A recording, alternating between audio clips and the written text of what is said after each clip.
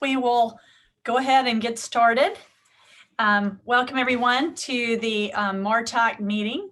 Of course, I'm Deborah Silcox, and I am going to be going through really with the annual report that we received promptly the end of August, as well as the audit, the management audit that KPMG executed on behalf of MARTA. And so I'll just start off, Jeff, with the annual report. And if you have that handy, I do want to start on the very first tab in that, which is the payments and contracts of 20,000 or more. And first of all, I was very pleased to hear that MARTA received approximately $298 million as part of the CARES Act. And I know that ridership is down, sales collection is down because of Corona, but I hope that y'all are managing to use this $298 million towards maintenance as well as capital projects. Is that correct? What we have, that's partially correct. What we did is that we have used the revenue that we're continuing to receive. Granted, the revenue is down, and what we did was we maintained the current levels of our capital budget and just used the CARES Act money, the $298 million on the operating side. And it was really just because we don't have the 50-50 limitation between operating and capital anymore. So we have this flexibility, and it was just easier for us to manage it, to create the shortage all on the operating account. So we are using it to draw down against the operation and maintenance of our rail, bus, and paratransit system. We have a plan that we're using it over 3 years, and also ultimately creating a small surplus that the federal government does want us to draw down the money as quickly as possible. So we're drawing it down with a plan, and we're on track to do that. And the good news is, and it might be worthwhile sharing some of the stories of fellow transit agencies around the country. The good news is that with this $298 million of CARES Act money, we believe that, and when we project out with the revenue projections that we have in place and the level of spending that we have, that we will continue to have a balanced budget through 2024. In 2024, if we were to not take any management actions, which is not our plan, but if we were not to take any management actions, we would go into a deficit at that time. And when we look at that level of deficit, we're very, very confident that we can implement some management actions, some cost savings, and implement those so that we can continue to have a balanced budget that we've had for the past 9 years. Now, I can give you, it's important to point out that the transit agencies around this country are completely in a different predicament than we are in. New York City Transit is facing 40 to 50% service cuts, laying off nearly 10,000 employees without additional relief money. Washington Metro has about a $500 million deficit right now. They're closing 19 stations, eliminating 2,400 jobs. The transit agency in San Francisco is going to be forced to lay off 1,200 employees, and that will cut their entire workforce by 22%. In Philadelphia at SEPTA, they have a shortfall of $350 million in 2021. And the Chicago Transit Authority needs to close a $372 million gap this year. So in terms of what do you attribute that to? I think it's several several things. One is that we've just had a conservative approach to our budgeting. You know, we have built a reserve account over a number of years. We haven't extended ourselves significantly. And I think that many of these other transit agencies, one is their ridership is reduced significantly more. So for example, New York City Transit Authority, and this is all, you know, somewhat tied to just how every transit agency's finances are different. New York City Transit Agency, they are the agency that massive amounts, as we all know, massive amounts of people ride their system. When they've gone, you know, they initially went down to, they were carrying about 10% of their ridership. Their fare revenue, because they have such crowds of people riding their trains, that fare revenue covers a significantly higher portion of their revenue, just because they're such a dense city. So ridership impacts have had a tremendous impact on them. I think other areas are affected more by sales tax revenues and, you know, and tax revenues that are collected, and that maybe Atlanta is not being hit as hard. I suspect you all on the phone would know better than I, but I suspect the state budget may not be in as bad shape as it is for other state budgets around the country. So I think there's a good analogy as to what the state has been doing to what MARTA has been doing over the past 10 years or so. I won't get into you know, there's sort of a story behind every transit agency, but I think generally speaking, you know, we've been conservative, managing our budget, making sure that we're creating a rainy day fund and taking good fiscal steps. Good. Well, that's great news to hear, Jeff. I'm thrilled to hear that. Looking at some specifically the contracts in the annual report, on page 2, there's a number of contracts for Alstom Signaling Inc., and they add up to $142 million. But it's not really, it's just kind of very general in the description of how you're going to spend $142 million. And I was just curious if all of that, if there was, what was in that? What is the scope of that? And I know, of course, it says the years, the term of it, but, you know, with ridership down and so many of the things not working at full capacity, I'm surprised that you've paid them $6 million to date.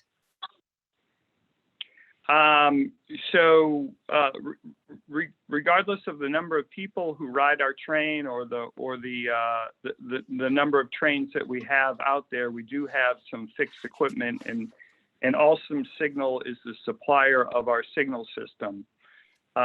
I think two things are happening here. One is we do need to buy equipment to maintain and keep our vitally important to the safety of our customers system operational. In fact, we would need to shut down if it wasn't operational.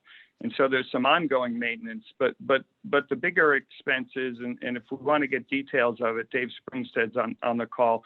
We are in the tail end of a several-year effort to replace some of the most complex parts of our signal system, and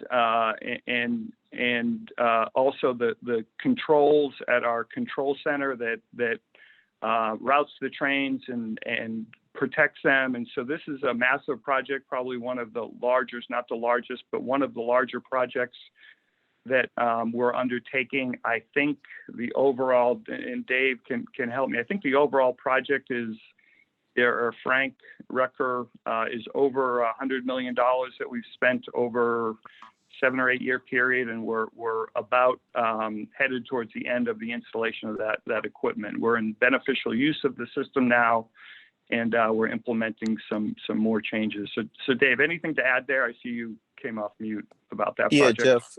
Yeah, I could say that we're effectively construction complete, and we're basically fine-tuning the software, making sure that the system operates. But you're spot on with your comments. It's the train control and signaling system. It's the communications base that operates out of our control center. it's the interface on the rail cars, and it was the yard tower operation to replace obsolete equipment in 3 of our rail yards. So we refer to it as being essential equipment, and it's required to operate the system safely, whether we use 1 or 2 trains or 100 trains. It's still a requirement for safe navigation of the train. So it is winding down and should be wrapping up soon. Dave, Yeah, I and appreciate that even when, input, and I would just okay. ask a similar question on page 10 about the Cleveland Electric Company. Their contract awards are 21 million and 24 million. And again, this looks like a replacement upgrades of equipment, correct? Yeah, Cleveland Electric is a company that does a fair amount of work for us. Just quickly looking at those, you know, we had a failure of one of our traction power substations at Lakewood Center. They did some emergency repairs there. Is one of those items under there. They are helping us to replace equipment, upgrade some of our CCTV equipment. And so they're a big electrical contractor that, you know, through competitive processes wins a lot of work. And these are all, you know, similar to the Alstom project, although Alstom is the supplier of a company. Cleveland Electric is really a installer. And they're doing a variety of electrical work, whether it's generators, our traction power station, our emergency trip stops, and our CCTV cameras. So these are capital projects that continue to go on that we need to do to keep the system in a state of good repair. I appreciate that answer. And I'm going to move on to page 11. There's an item there for Connecticut General Life Insurance Company for 399 million group and wellness insurance coverages. I was just curious if y'all had shopped that, or you had even considered forming a captive insurance company for MARTA to cut those costs, because that's a huge line item. Yeah, we're self-insured. I'm not sure the term of captive, but we are self-insured. I'm sorry, this is not medical. This is Luz or Liz O'Neill, do you know exactly what insurance Connecticut General is providing? We have just gone through a competitive process to procure all of our employee benefits, including health and life insurance. So Jeff, not sure. this is Melissa, and Jeff, you're right. Melissa. Yeah. We are self-insured. That is Yeah. our health insurance. That's Cigna. Connecticut General is Cigna. Okay. Okay. And that was Cigna had been the provider for the last 5 years, and they were recently replaced with Anthem. It was a competitive process. Their administrative fees, as you point out, the 398 is a huge figure, but self-insured, we pay that. Okay. Well, that's good to hear, Melissa. I appreciate your input. And then on the cubic transportation systems, 51 million. Yeah, that is a combination of a few items. One is Cubic Transportation Systems is the supplier of our Breeze Card system. While we do have some ongoing upgrades and maintenance of the system, they are, unlike, like for example, our rail cars are largely maintained by our workforce. Our Breeze Card system, we have outsourced that to Cubic. We go through a competitive process, and they have won the contract to maintain our system. So that's a combination of upgrades, which would include some hardware upgrades, for example, also upgrades to make sure that credit card transactions are able to process. We've got to be compliant with the banks to process credit cards, and then also just the routine maintenance of that system. Okay. And I would also ask about the contract with Gresham Transportation for 38 million on page Yep. 18. Yeah, so several years ago, we've outsourced our MARTA mobility or paratransit service, and Gresham Transportation Services is one of the two contractors that is providing both the operations, providing the service, picking up the customers, and also maintaining the equipment, largely the vehicles that MARTA owns. So our mobility service is outsourced, and they are one of the two providers who do that service for us. Okay. And on page 19, the Hntb Corporation contract, it's just very general. MARTA's planning, support, and technical service contract. What does that mean for 26 million? Yeah, so there are several contracts that are in here where we have consultant services for a variety of technical functions. This one happens to be a planning for corridor expansions, operational planning activities. I believe they also have the part of the scope of work here is supporting transit-oriented development efforts. It is a 3-year contract with 2 one-year options, and as you can see in 2020, at the very end, we've hired them to do $8.8 million worth of work. Much of that is related to our Mortimarta program here in the city of Atlanta. They are one of the planning consultants that we're using to help us, do the environmental work, the concept planning, the early design phases of all of these projects, these transit expansion projects. That's largely what they do. I know they're doing some operational planning as well, but the largest activity is supporting the Mortimarta program, expansion program. The next line item is Holland and Knight and for lobbying expenses. And I know that includes federal as well as Georgia, but was surprised to see again that y'all have paid them $200,000, and they're also listed under general counsel later in the report. In a year such as we've had, that just seems like a lot. $1 million, $1.2 million contract for 2 years is pretty rich too. It's a 2-year contract with 3 one-year options. I'm not sure off the top. I believe that $1 million is for work that they would do over a 5-year period, not for a 2-year period. And this is, we're particularly on the federal side. They are our federal lobbyists. The reality of the expansion program that is in front of us, we've got to, as a region and as an agency, position ourselves for being competitive with federal discretionary grants that come out of the FTA, and they are a key, component to helping us work on that strategy. Okay. So it's, recognizing that we are severely affected by COVID-19 in terms of ridership, we still have, a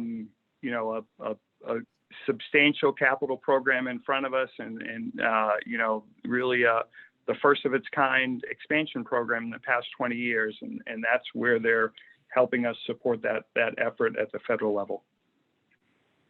On page 21, you've got 2 contracts here for James River Solution, 10 million and 16 million for procurement of ultra low sulfur clear diesel fuel. Is that a federal requirement for y'all to clean up the air, or I was just curious? Is that an environmental requirement? Well, that is the procurement. There is the fuel that goes in our buses, the diesel and gasoline fuel. We do use ultra low sulfur clean diesel. I'm not sure off the top of my head whether that's just a best practice or or a federal mandate. But it is clearly, that effort is basically the fuel that goes in our buses and our non-revenue vehicles. The fact that we are using ultra low sulfur clean diesel, I think, is very, very important to the health and welfare of people in this region. We've seen around the country where people with asthma are severely impacted by diesel particulates, and I know we're committed to making sure that we're running as clean of an operation as possible. Just going back, because I know you touched briefly on the Mortimarta project, and I was just curious, what is the status of the Mortimarta program? It's, we've got several projects. The City of Atlanta Mortimarta project is well underway. Does that include the Summerhill project? Yeah, the Summerhill project Okay. is one of the first projects that will be delivered. We were successful in getting a discretionary grant. I think it was, I think it was off the top of my head, I think it was $14 million. So as I was talking about, our strategy of getting federal funds is important to delivering these projects. We've also, some of the other earlier projects that we're focused on, some upgrades at 5 Points and Bankhead Station that we think are critically important to the economic development. There's a huge amount of private investment going on around all of, many of our stations, but those two in particular. So the City of Atlanta has prioritized some upgrades to that. Those two stations, we're doing, a significant upgrade of stations in general over a 7-year period. We're installing, working on a plan and well underway to install 1,000 bus stop amenities, benches, and shelters throughout our system. We're making, planning a extension of the streetcar system up into. So are y'all going to be opening up? I'm sorry, are y'all going to be opening up more bus routes here shortly? In terms of the essential bus service, are you asking about, or are you asking about the expansion of the system through the Mortimarta program? The expansion. Yeah, so the next one is the Summerhill BRT, and then we also have several corridors in the city that we're focusing on. Cleveland Avenue. There's one that comes later on Peachtree as a arterial rapid transit bus network, making improvements on Peachtree. Yeah, Jeff. Campbellton Road is another corridor. Frank, do you want to?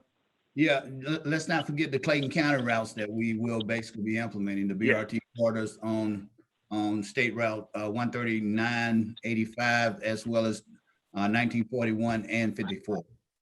I appreciate you adding that, Frank. So I was going to ask, I know that those Clayton County people have been paying taxes for a while, and they need more service down there. Yes, we got. We have. Yeah, we have planned 2 additional routes that were part of the commitment.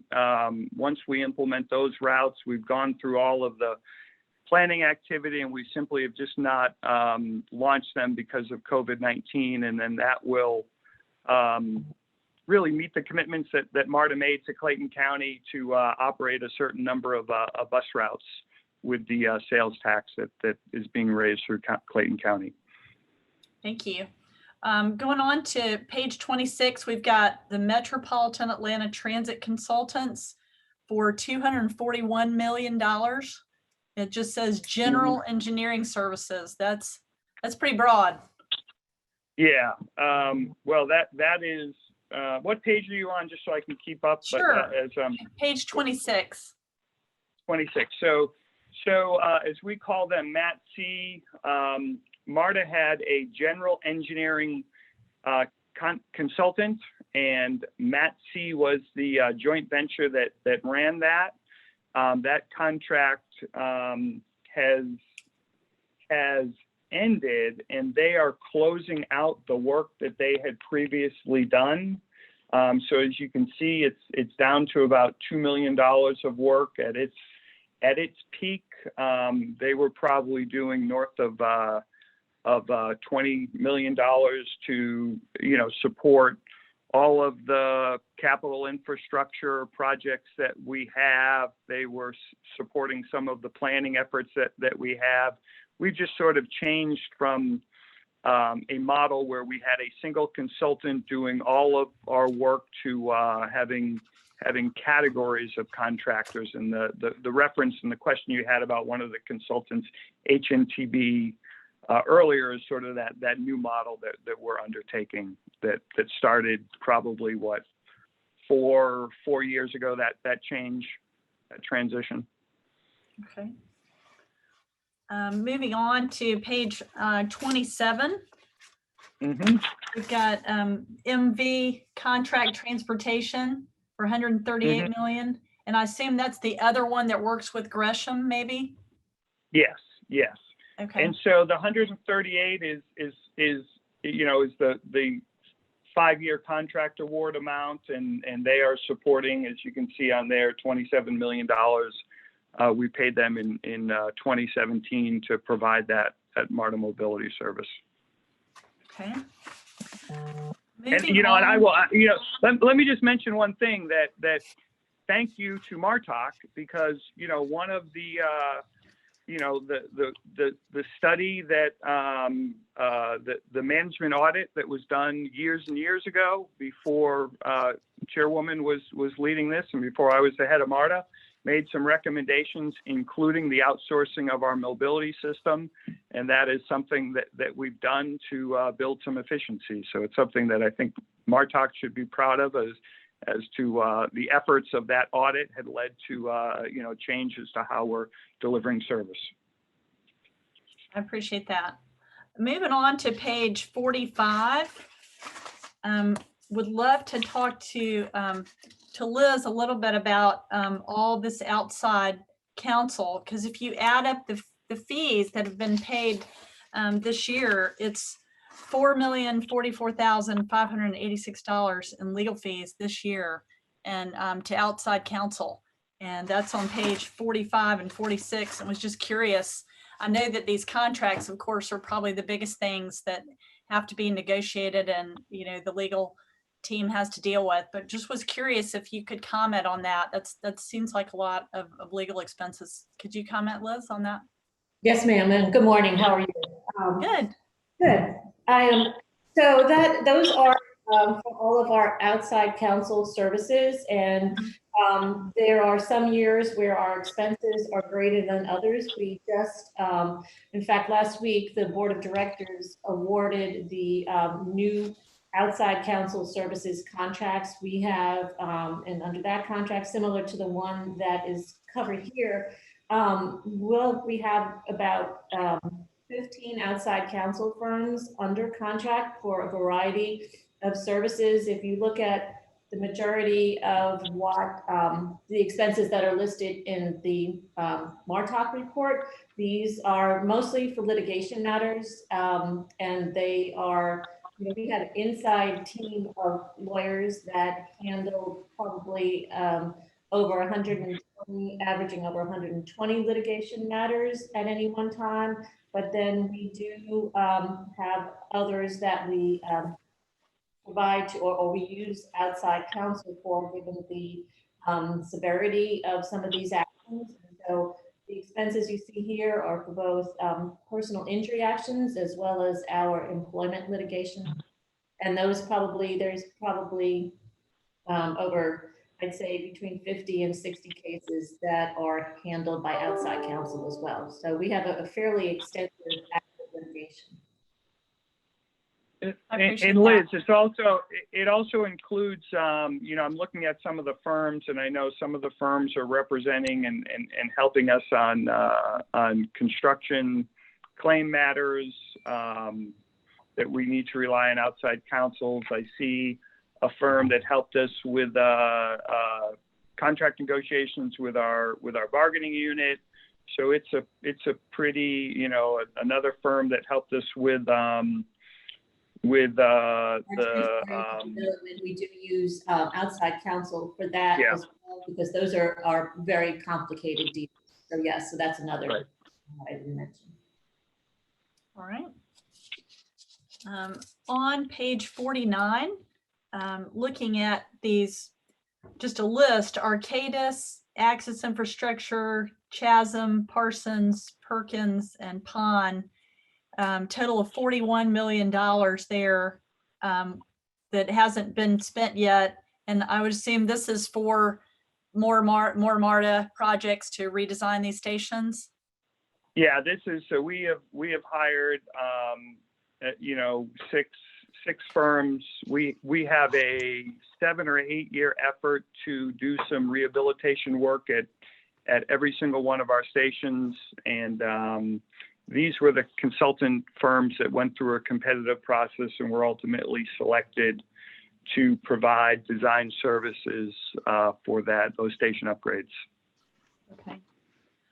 Going on to the next section of the annual report, the contract increases. Would just draw your attention to the first page of that. Just looking at these contract increases, I'm just curious why at the bottom of the page, H.J. Russell and Company, their contract was adjusted up $7.5 million. Jeff, can Yeah, I answer that one? Well, let me just start out. So H.J. Russell is part of our program management office. And when we originally went to the board of directors to hire our centralized program management office that Frank is leading, we hired them with a plan of defining what the core team would be to support the program. And that was the value that they were given. And we had informed the board that we would be coming back to them as the program evolves over time and the timing of the projects evolve over time. We will need different resources. And so those increases were planned, were anticipated. And, you know, So Frank what can are get the into increases some more for? detail. What are the increases for, Jeff? Well, it was, we awarded the contract with the intention of only authorizing the what we call the base teams. Frank, how many employees was that? Like 20? We identified 14 key staff 14 for a 5-year key staff. period. And that 28 funds that 14 key staff for 5-year period. So as we begin to bring on additional support, we had to go back to the board to request money for that additional support. So the 7.5 right now is covering additional construction management support as we continue to basically complete the projects that are ongoing. So each year, depending on where we are in the cycle of the mixture of all the projects that they're supporting, which is in our entire capital program, we will go back to the board with a tailored request for each year and seek the approval of the board to adjust their contract to pay them for that level of effort that we need in each year on top of the base contract. What we didn't want to do is we didn't want to award a contract for a large amount of money that could become a catch-all. We wanted to have transparency and go to our board of directors each year and explain to them, because this is a very large consulting effort, and explain to them and justify every year what we need for that particular year. The alternative would have been to cover the entire amount, and then we would have had no reason to go back to the board of directors for additional authorization. We would have just done that. We thought that it was critically important that through transparency, that, you know, in the vein of transparency, go to the board each year and explain what additional efforts we were doing on top of that base, the base staff, the 14 people that Frank spoke about. So we'll see. Okay. You will see these adjustments every year going forward. Madam So Chair. on the next page, would that be a similar explanation for MV Contract Transportation? Because those went up 18 million and 25 7 million substantially. Yeah. Are they going to be carrying a lot more disabled folks, or is that new vehicles, or what is that? No, with MB contract, so they were on this, I believe, was the 5th year of a 5-year contract. It was a 3-year contract with 2 1-year options. We have, this is service that that we are legally responsible to fulfill the demand. And if you look at the ridership on our mobility service, it has grown faster than what the contract had originally anticipated. And so this was simply just providing enough money in the contract to meet the demand of the service that they were providing for us. Okay. So moving on to the employee salaries section. Mm-hmm. Just a couple of questions in this area. And on the very first page in the guide, it says an asterisk before the position indicates a bargaining unit position. I assume that means they're part of, it's a unionized worker. Yeah, so we have one union here at MARTA. The Amalgamated Transit Union is the union that represents all those employees with asterisks. Okay.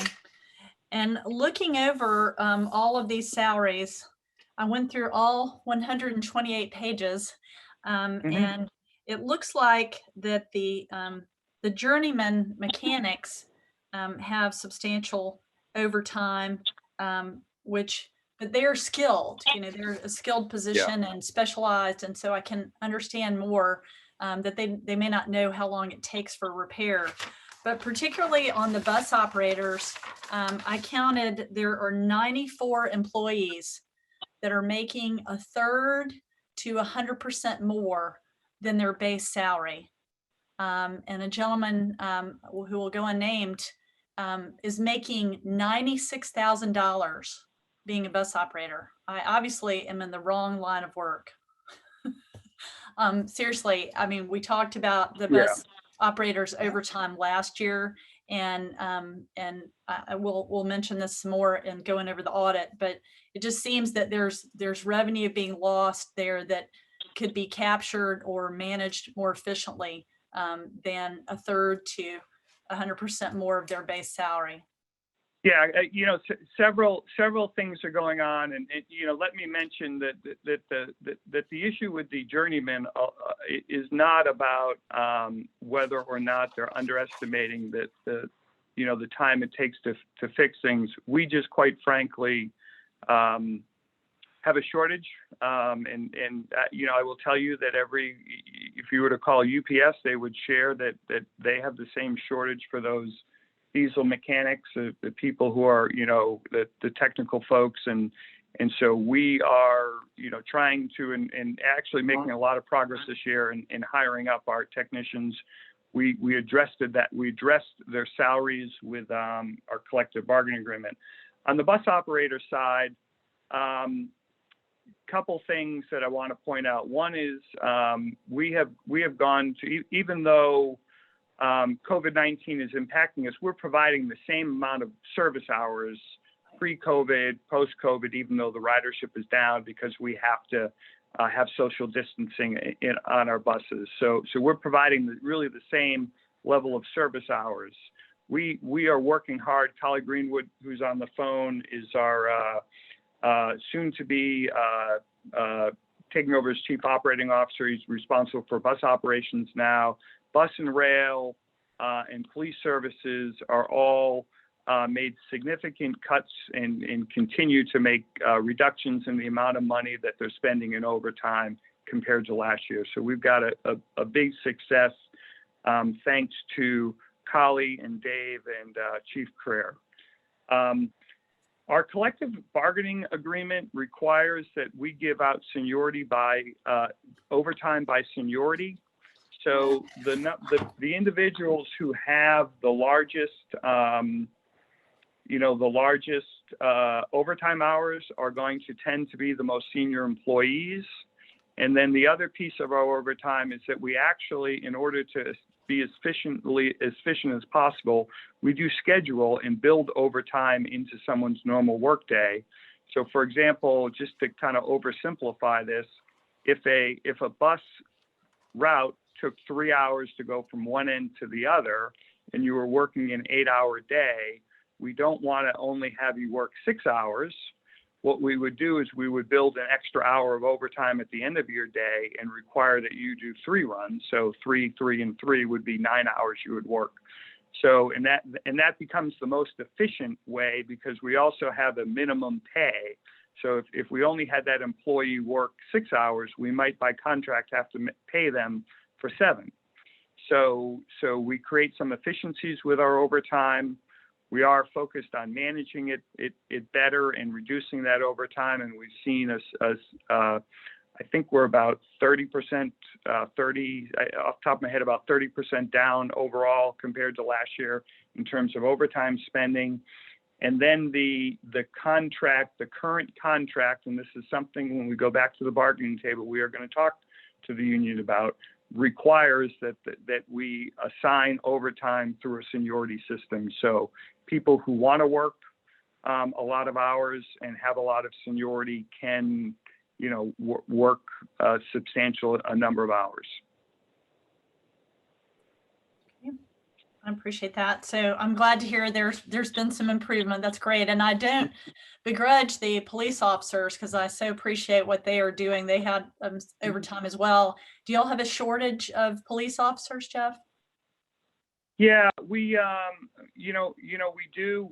We have very recently, within the past year and a half, we are going to a larger blend of a mixture of sworn officers and what we call protective specialists, all working within our police department. It's not substantial, but it is impactful. We've been in worse places in terms of hiring police before. I don't know what off the top of my head the number is, but we are, we're doing our best to hire up. It's quite frankly, it is a difficult time to hire police officers, and then even more difficult to get people to make a decision to start a career in policing these days. I can imagine. Have y'all worked with any of the technical schools in terms of graduates to, fill some of the roles for mechanics and for all those types of things? Or we have for years we have a program with an apprenticeship program that's connected to one of our technical schools to help identify, hire, and train people. And we also do that with our bus operators with the CDL licenses, because that's another area where it's difficult to hire people with CDL licenses. So many of the employees, bus operators that we hire don't have CDL license, and we use one of the technical schools to give that training. Oh, that's good. That's good to hear, because I know that there are people that would love to have those jobs, and they just don't know that for so much of the technical school they can go for free Right. if it's a job that's needed. So I'm glad to hear that y'all are utilizing that. Moving on to the management audit. If you go over to starting on page 11, I believe. Let's see. You're looking at the document that has the blue cover. Correct. This one. That's it. Yeah. Yep. And I'm going to start with the executive summary, I beg your pardon, on page 7. And it looks like that y'all need to, one of the biggest priorities is to update your policies and procedures online. And I guess I would encourage, Liz, is this a project y'all are working on, maybe putting these procedures online and making it available to all the employees? Sorry, I'm talking about updating your policies and procedures. Right, yes. So it is, we are going through a transition where it actually just finishing up also a new employee handbook, which updates a lot of those policies and procedures. So that will be put online once it's in the last stages of review now. So yes, those will be put online and available to employees. That's great. And it looks like that you're purchasing a bunch of software that's going to help these data-driven decisions for key performance indicators, that sort of thing. And I guess I'm hoping to hear that that is ongoing, that you're going to have more data management with new software. Correct, Jeff? Yeah, you know, it's software that we're using now.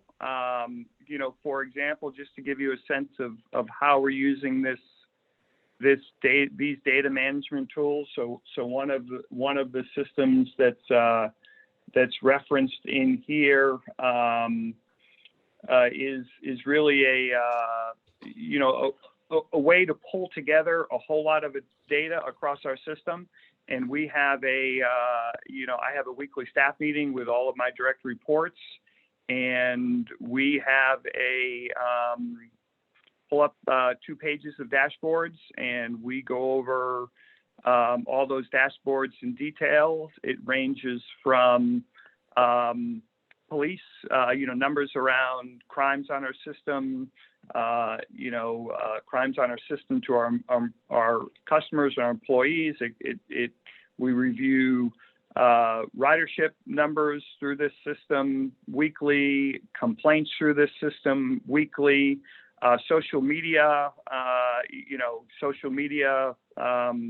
interactions through this system. Our overtime is available as one of the things that we manage through this system. So we probably spend 45 minutes a week, our leadership team, going over these numbers in detail and really guiding, how we focus our efforts and our resources, and that cascades down throughout the organization. I know that 3 groups who probably do this the best. One is our police department has a regular police statistics system where they're reviewing their police stats, and both bus and rail operations, delve into an even greater level of detail around complaints and service failures and mean distance between failures and all those metrics that we use to manage our system. So it's a system that we use robustly, and it guides and helps us make good management decisions. Well, it seems like if you look on page 7, the latter part of page 7 there, it looks like that y'all utilize Oracle ERP as Yep. well as Microsoft B1 or BI, and that y'all need to integrate, so that you have one data management system, so you could look at all these platforms, on one application, which would be, I think, much more efficient.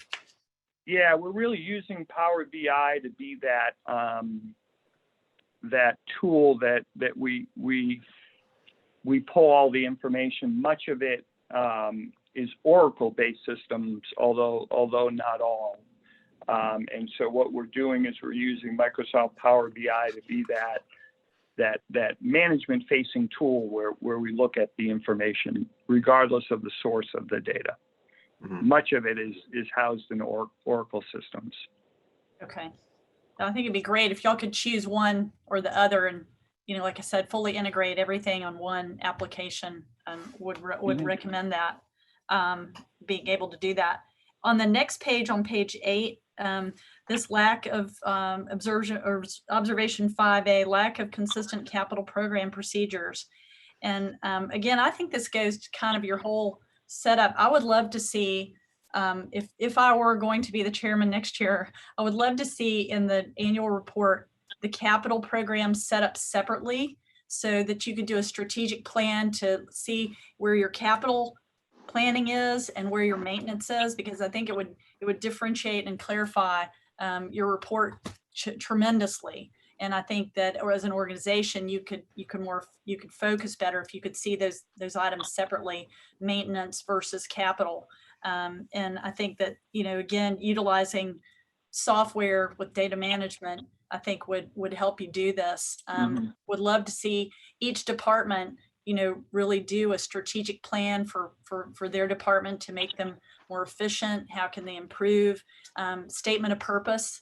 Would love to see y'all do a full-blown kind of retreat, shall we say.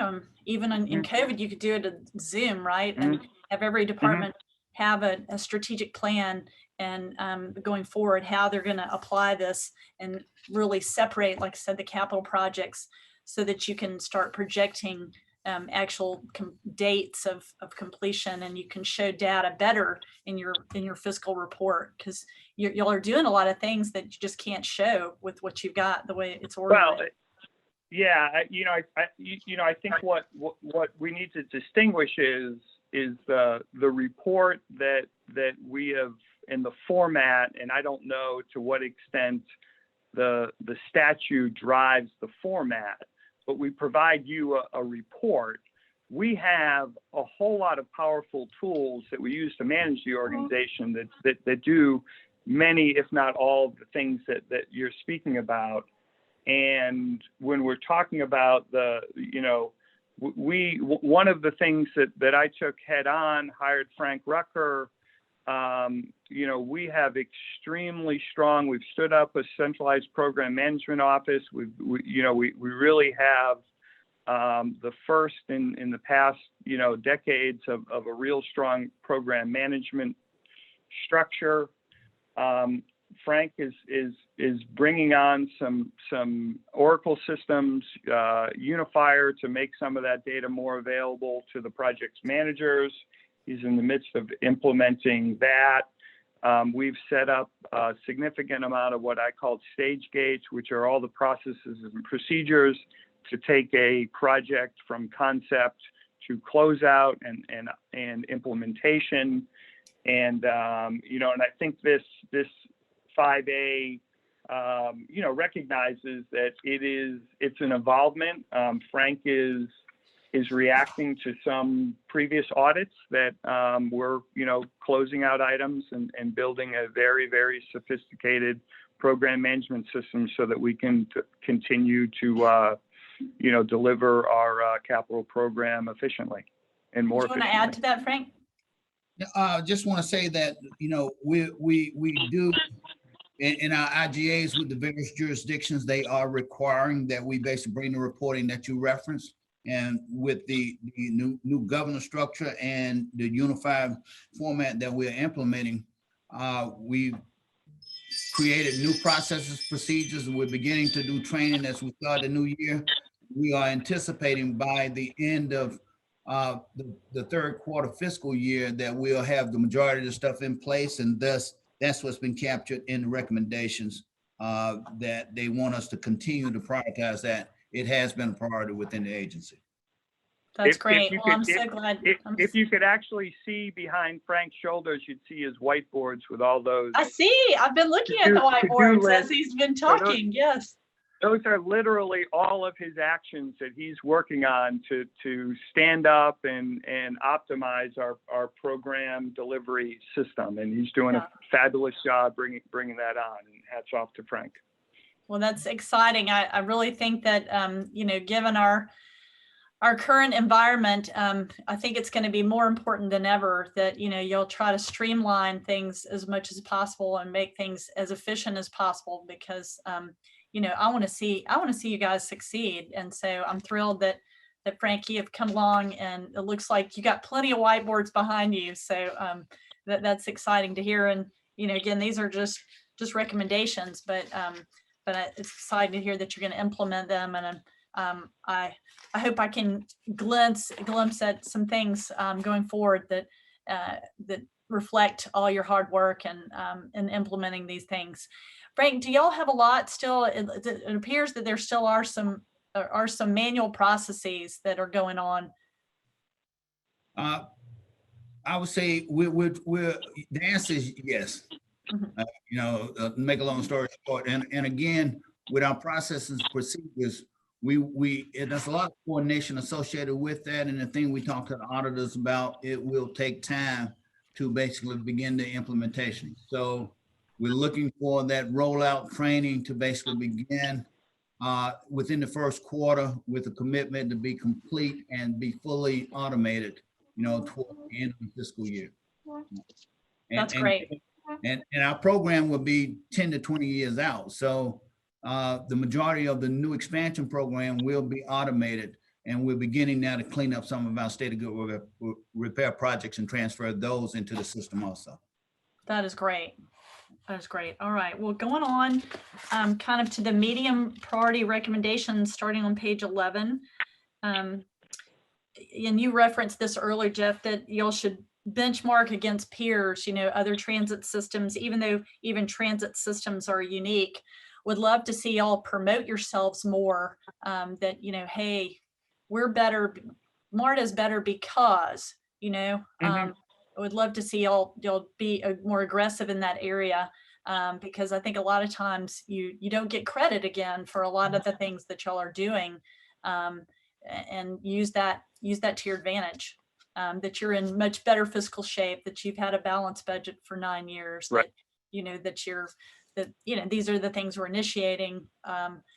We've got Frank Recker on here to solve all of our problems and do all his whiteboards and all those things. So I think that would be great. I really do. On page 12, it talks about the bus operation standard operating procedures. Again, that seems to be a weakness with the bus operations, and I'm hoping that y'all can update those procedures and make the inputs of their time or whatever more automated. Yeah. Let me just address this, because this is clearly an area where we're working on and need to continually improve.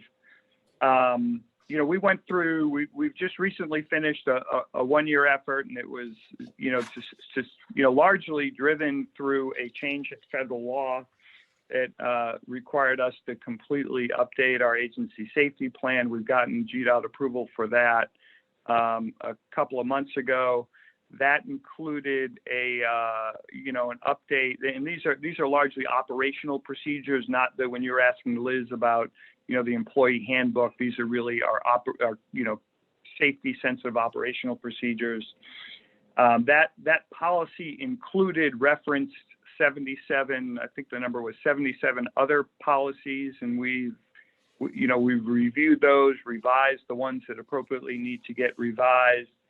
And now bus and rail, kind of underneath that kind of overarching safety effort, are now taking on initiatives to update standard operating procedures within those two divisions. Kali is working on bringing on someone who will have some specific responsibility to do that.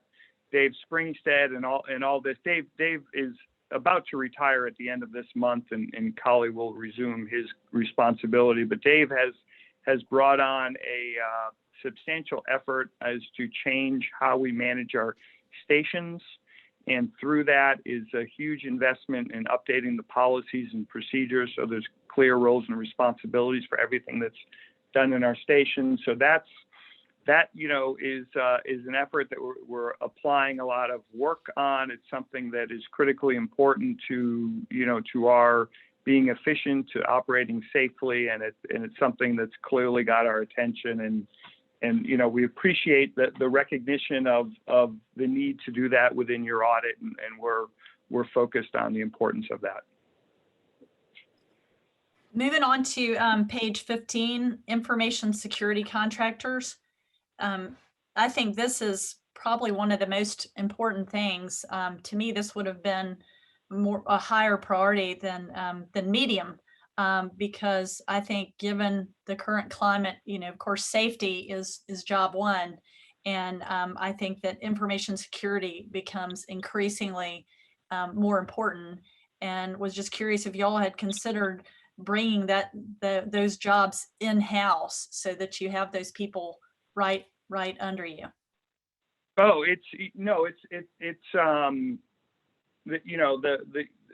the effort is one that we've been taking on.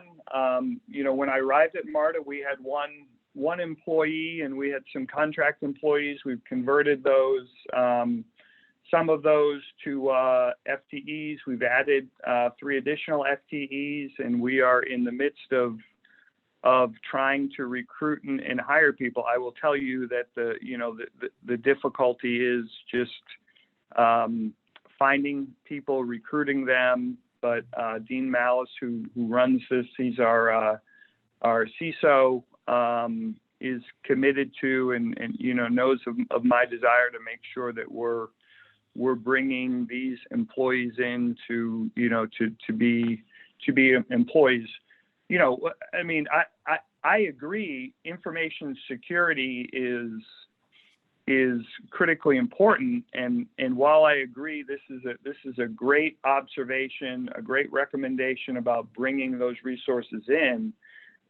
Let's not forget that what this recommendation isn't is that we're undersourced, that we're not taking this seriously, that we don't have systems in place to monitor and train our employees around. For example, we just completed an authority-wide anti-phishing training effort that all of our employees are taking who have access to our company emails. And it's those little tiny things that have dire consequences for both private and public agencies. It's affected the state, it's affected municipalities, and knock on wood, we've avoided any substantial effects, but we're all one hack away from being affected. And I think we've got a very, very strong institutional approach to trying to manage this extremely risky and difficult situation with cybersecurity. For sure. Do y'all have any kind of co-op program with Georgia Tech? Because I know they have a lot of whiz kids over there that could be perfect for the job, and they have a lot of co-op programs downtown.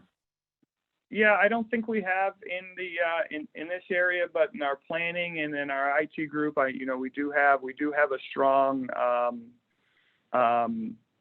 We actually have a relationship with Georgia Tech where they do a lot of kind of technology work for us that we're paying a couple of their professors and leveraging their students. So we've got a lot of Georgia Tech students supporting our efforts across the system. But that may be an area that I'll talk to Dean about. I think that'd be a good way to start, down this road for sure, protecting y'all's info. Mm-hmm. Moving on down, the job success rubric.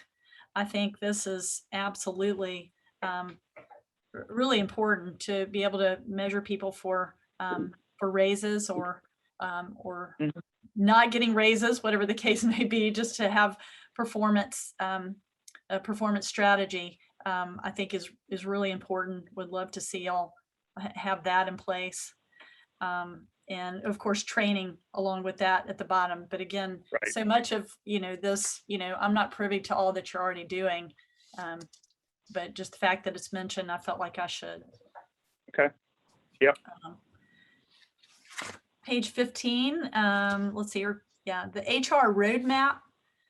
And it sounds like y'all are working on this. If you've got this employee handbook that's gonna go online. I think this would, of course, tie into the success rubric and just give people goals, right. Because so many people they don't know what their goals should be or what they are. And so I think this would be great. On page 16, of course, at the bottom, you need to evaluate particularly the bus and rail operations timekeeping. I think this is an area that, that you're losing money, that you could streamline those processes. On page 17, the quality assurance role, I think that's going to be really important, building back your customer base as we come out of COVID. And so I think this again would be an area that would be great if you could really, really work hard on that area to get more customer feedback and to get, get people on board, literally, to get people going back to the trains and being safe and confident using MARTA. Yeah. Yeah. You know, the recommendation here is about having a back check or QA process to make sure we're closing things out. We've got a big focus within our organization about, receiving and reacting to customer service complaints. You know, that one of the metrics that we track every week is how long it takes to close out our customer complaints. We've seen recent improvements on that. So, customer service and our kind of our call center that deals with customer service issues, different than the face-to-face customer service that we provide in stations or on a bus. I think we've got some strong systems. So I think this is a great recommendation around also having a QA process that closes this out. So it's something we're taking under consideration. Well, that's about all that I have at this time. Okay. And I know that I'm probably the only thing that's separating y'all between your lunch. So don't want anybody to get grumpy, but it's been a pleasure working with all of y'all. And I will miss you. And I hope everyone has a safe, happy holiday. Yeah, thank you for all that you've done. You've been just a great chairwoman leading this important committee. I thank you, and I see several board members. Frida Hartage, our board chair. I believe Rita Scott, who will become our board chair at the beginning of the year, and a few other board members who are here. I want to, on all of their behalf, thank you and for everything that you've done, and wish you well as your life progresses. Thank you. Thank y'all so much. Have a great day. Thank you. Thanks. Bye-bye. Bye.